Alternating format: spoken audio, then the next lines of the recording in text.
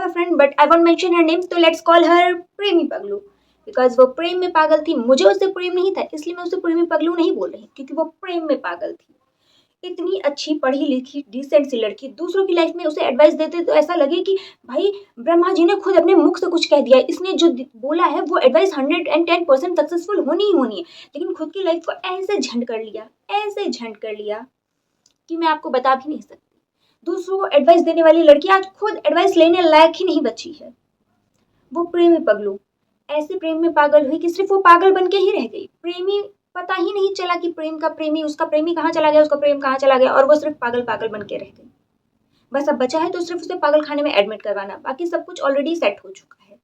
एक अच्छी पढ़ी लिखी डिसेंट से लड़की, अचानक से उसकी मुलाकात होती है एक लड़के से जो कि पूरा रोमियो टाइप था और एकदम ग्रीन फ्लैग। मैं आपको एक सलाह देना चाहती हूँ कि लाइफ में किसी रेड फ्लैग दिखने वाले बंदे को एक बार डेट जरूर कर लेना, लेकिन ये जो दिखते ही ग्रीन फ्लैग है ना, जिनमें जो एकदम मैन परफेक्ट मैन बनते हैं, प्लीज लाइफ में गलती कभी मत करना। ये मैन परफेक्ट मैन वालों को डेट करना दुनिया की सबसे बड़ी गलती होती है। ये दिखते तो हैं ग्रीन फ्लैग, पर ये अंदर से एक्चुअली में रेड फ्लैग होते हैं, और यही हुआ मेरी दोस्त के साथ। वो इतनी प्यारी लड़की एक बहुत ही खूबसूरत से ग्रीन फ्लैग दिखने वाले बंदे के प्यार में पड़ गई। वो कॉलेज में मुलाकात ऐसे करता था जैसे कि जन्मों जन्मों के बाद मिल रहे हैं। शुरुआती दिनों में सब कुछ बहुत अच्छा चल रहा था, बट मुझे कुछ कुछ सब वियर्ड लग रहा था। कोई इंसान इतना अच्छा कैसे हो सकता है, मेरा तो डाउट ही हमेशा ही रहता है। कोई इतना सा भी मेरे लिए अच्छा हो जाता है, या किसी के लिए भी इतना अच्छा हो जाता है, तो मुझे लगता है ना, बिना सेल्फ मतलब बिना सेल्फिशनेस के कोई इतना कैसे, इंसान के अंदर कुछ तो सेल्फिश होगा। बिना इतना सेल्फ मतलब एकदम एकदम सेल्फिश है ही नहीं इंसान, है तुम्हारे लिए सब कुछ किया जा रहा है। मुझे नहीं लगता कि ऐसा कोई इस दुनिया में बचा भी है, मुझे नहीं लगता।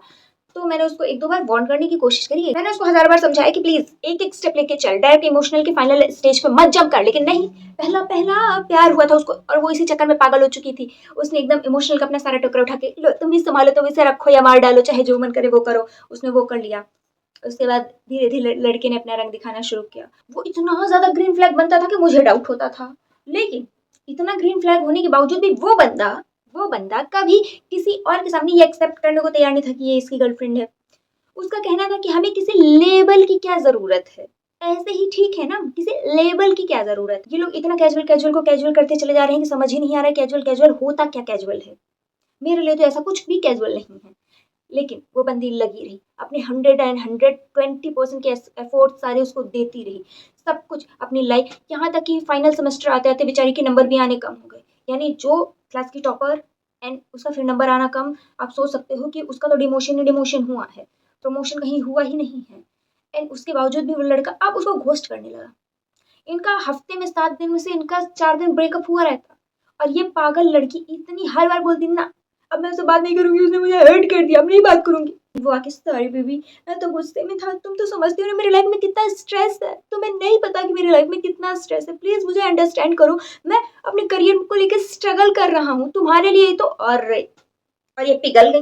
ये फिर वापस, एटलीस्ट उसने इनके इमोशंस की ऐसी लंका लगाई कि आज भी उन इनके इमोशंस की आज भी लंका लगी हुई है। सो गर्ल्स, अगर आपके भी लाइफ में ऐसी कोई आपकी बेस्टी, या फिर आप खुद ऐसे टॉक्सिक रिलेशनशिप में हैं जिसको आप छोड़ ही नहीं पा रहे हैं, तो प्लीज अपनी स्टोरी जरूर शेयर करिएगा। ये शर्माने वाली बात नहीं है कि आप शर्मा करके शेयर ना करें, प्लीज शेयर करें, क्योंकि हमें एक दूसरे को बचाना है ऐसे रिलेशनशिप से। लड़की हो या लड़का कोई भी हो, ऐसे टॉक्सिक रिलेशनशिप में रहने का क्या मतलब कि तुम खुद का वजूद खो दो। मेरे ख्याल से रिलेशनशिप तो वही होता है ना कि इमोशनली मेंटली लड़का लड़की दोनों एक दूसरे को सपोर्ट कर, हर एक तरीके से एक दूसरे का सपोर्ट सिस्टम बने। अब ये कौन सा रिलेशनशिप है तुम अपना वजूद खो दो, उसी इंसान के पीछे पीछे कुत्ते की तरह पड़े रहो।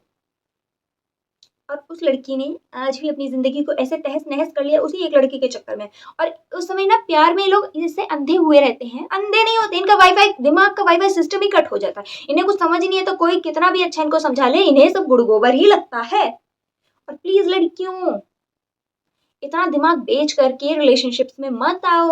और एक चीज और मुझे याद है कि ये सिर्फ कैजुअल कैजुअल बोलेंगे, और पॉजिटिव तो इस लेवल के होंगे कि इनसे बड़ा अच्छा इंसान कोई है ही नहीं। चूतिया बनाने के लिए कैजुअल बोल दिए, तुम किसी से बात नहीं कर सकती, तुम किसी से बिना पूछे कहीं, इनसे बिना पूछे कहीं किसी और के साथ जा नहीं सकती, इवन अपने फ्रेंड के साथ भी नहीं जा सकती हो।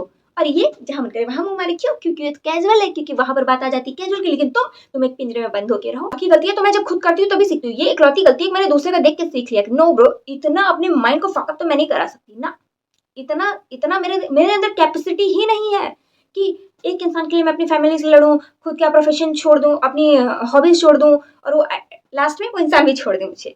इतनी इतनी चूतिया इंसान तो मैं हूँ नहीं।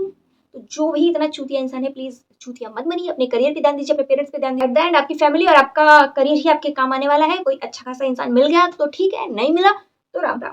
मैं आपको एक चीज़ सजेस्ट करना चाहती हूँ कि जैसे आपने किसी ऐसे बंदे को देखा, लेकिन आपका मन अब मान नहीं रहा है, वो आपको बहुत डैशिंग लग रहा है, बहुत आपका क्रश आ रहा है उसके ऊपर, तो ऐसा एक वायर लीजिए और अपने गले में ऐसे बाँधिए और लगा लीजिए। ये बेटर ऑप्शन है उससे, ये उससे ज़्यादा बेटर ऑप्शन है। क्योंकि ये चीज़ मैंने मेरी फ्रेंड की स्टोरी से सीख ली है। आज की मैं अपनी स्टोरी यहीं एंड करती हूँ, क्योंकि इससे ज़्यादा टॉक्सिसिटी मुझसे अब झेली नहीं जा रही है और मैं एक्सप्लेन भी नहीं कर पा रही हूँ। तो अब मिलेंगे कल अपने नेक्स्ट वीडियो में। आज के लिए बाय बाय।